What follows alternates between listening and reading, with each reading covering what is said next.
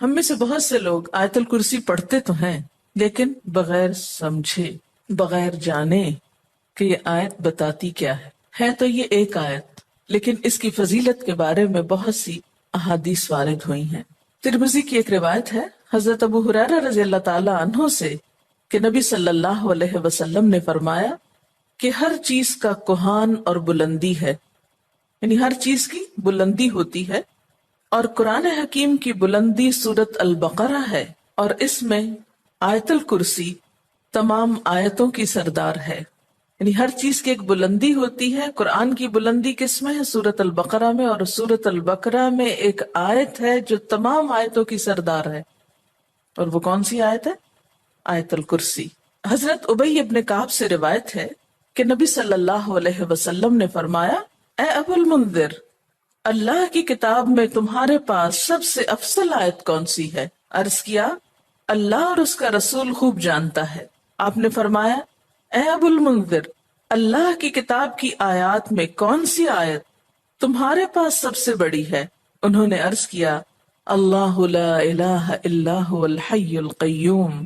تو آپ صلی اللہ علیہ وسلم نے میرے سینے پر ہاتھ مارا اور فرمایا، ابو المنذر، تمہیں تمہارا علم مبارک ہو، یعنی واقعی یہ آیت سب سے بڑی آیت ہے۔ اس کے بارے میں آتا ہے، جو شخص ہر فرض نماز کے بعد آیت الکرسی پڑھ لے، اسے جنت میں جانے سے کوئی چیز نہیں روکے گی سوائے موت کے۔ اسے ابن مردویہ نے روایت کیا ہے۔ اللہ تعالیٰ نے حضرت موسیٰ بن عمران کی طرف وحی کی کہ ہر فرض نماز کے بعد آیت الکرسی پڑھ لیا کرو۔ جو شخص یہ کرے گا میں اسے شکر گزار دل، ذکر کرنے والی زبان دوں گا۔ اس پر ہمیشگی صرف نبیوں سے ہوتی ہے، یا صدیقوں سے، یا اس بندے سے جس کا دل میں نے ایمان کے لیے آزما لیا ہو، یا اسے اپنی راہ میں شہید کرنا چاہتا ہوں۔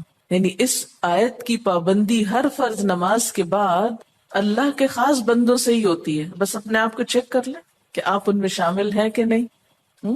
کیونکہ ہم نماز میں کچھ سوچتے رہتے ہیں، اور جو ہی سلام پھیرتے ہیں پھر بغیر کچھ سوچے سمجھے جو سوچ رہے ہوتے ہیں اس کو بیان کرنے لگتے ہیں، اور یہ بھول جاتے ہیں کہ یہ وقت آیت الکرسی پڑھنے کا ہے۔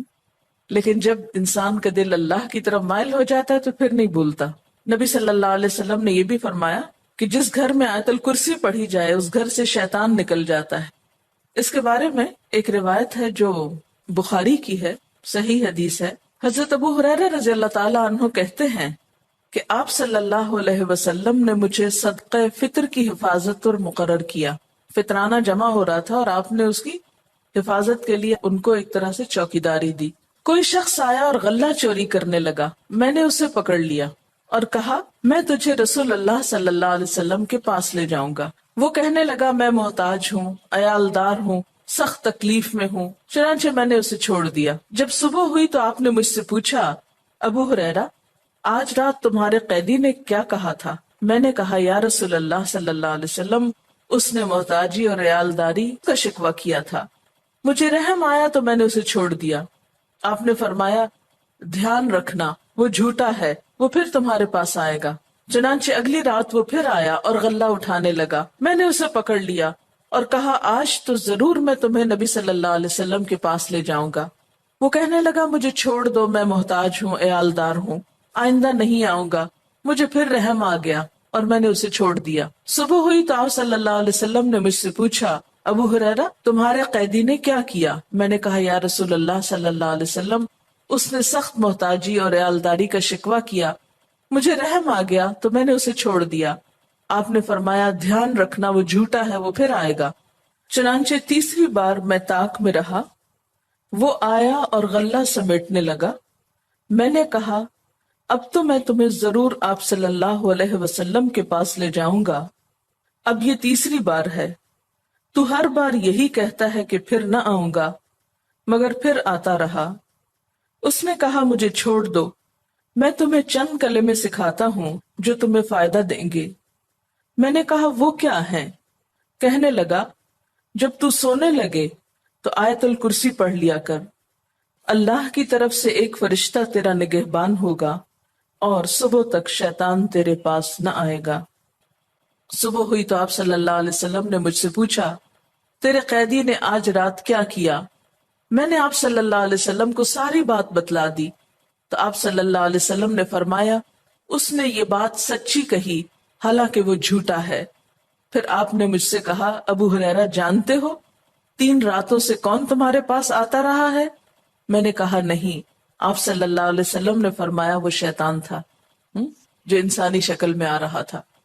اچھا آپ نے دیکھا ہوگا کہ بعض لوگ اس بات کی شکایت کرتے ہیں کہ ان کے پیسے لاکر میں سے اور تالے میں سے چوری ہو جاتے ہیں، ایک ایسی جگہ سے ان کے پیسے چرائے جاتے ہیں کہ جس کی چابی ان کے سوا کسی اور کے پاس نہیں۔ یہ بھی احتمال ہو سکتا ہے کہ اسی قسم کا کوئی شیطان آ کر ایسی حرکت کرتا ہو، تو اس کا حل یہی ہے کہ انسان سونے سے پہلے آیت الکرسی پڑھ کر چاروں طرف پھونک مارے تو پھر حفاظت ہو جاتی۔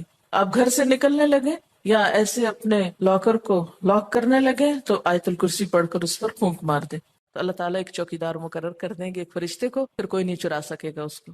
تو بہرحال آیت الکرسی جو ہے یہ بہت ہی فضیلت والی آیت ہے۔ چلیے اب دیکھتے ہیں کہ اس آیت میں ہے کیا۔ اللہ لا الہ الا ہو، اللہ تعالیٰ اس کے سوا کوئی الہ نہیں۔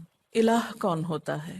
اس کا معنی عام طور پر معبود کیا جاتا ہے، لیکن بنیادی طور پر الہ کا معنی ہوتا ہے خالق، رازق، مالک، حاجت روا، مشکل کشا، عبادت کے لائق۔ ظاہر ہے جس نے پیدا کیا، جو روزی دیتا ہے، وہی مالک ہونے کا حقدار ہے۔ پھر جو ہماری حاجتیں پوری کرتا ہے، جو ہماری مشکلیں آسان کرتا ہے، وہی اس لائق ہے کہ ہم اس کی عبادت بھی کریں۔ تو اللہ لا الہ الا ہو، اللہ تعالیٰ وہی عبادت کے لائق ہے۔ الحی القیوم، زندہ ہے، قائم رہنے والا ہے، دوسروں کو قائم رکھنے والا ہے۔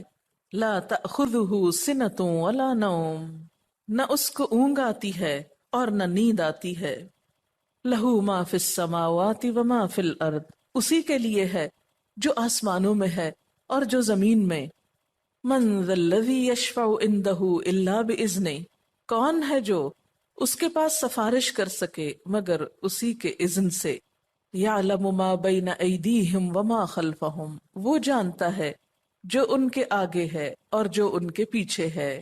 ولا یحیطون بشیء من علمہ الا بما شاء، اور وہ اس کے علم میں سے کسی چیز کا احاطہ نہیں کر سکتے مگر جو وہ خود چاہے۔ پھر فرمایا وسع کرسیہ السماوات والارض، وسیع ہے اس کی کرسی آسمان و زمین پر۔ ولا یؤودہ حفظہما، اور نہیں تھکاتی اس کو ان دونوں کی حفاظت۔ وہو العلی العظیم، اور وہ بلند ہے، بہت بڑا۔ یہ ہے اللہ تعالیٰ کا تعارف۔ کیا؟ نمبر 1، اس کے سوا کوئی الہ نہیں۔ نمبر 2، وہ زندہ ہے۔ نمبر 3، قائم رہنے والا ہے، قائم رکھنے والا ہے۔ نمبر 4، اس کو نیند اور اونگ نہیں آتی۔ نمبر 5، آسمان و زمین کا مالک وہی ہے۔ نمبر 6، اس کے پاس کسی کی سفارش کام نہ کرے گی مگر اسی کی اجازت کے ساتھ، یعنی سارا اختیار قیامت کے دن اسی کے پاس ہوگا۔ نمبر 7، انسانوں کے سامنے اور انسانوں کے پیچھے، یعنی ان کا ماضی اور مستقبل سب کا علم وہ رکھتا ہے۔ نمبر 8، اس کے علم میں سے کوئی کچھ نہیں لے سکتا مگر جتنا وہ چاہے، یعنی اللہ کے علم جیسا علم کسی اور کا نہیں۔ نمبر 9، اس کی حکومت، قدرت، عظمت، اقتدار یا علم آسمان و زمین پر محیط ہے، چھایا ہوا ہے۔ اور نمبر 10، ان دونوں کی حفاظت اس کے لیے کچھ مشکل کام نہیں۔ نمبر 11، وہ بہت بلند، بہت عظیم ہے۔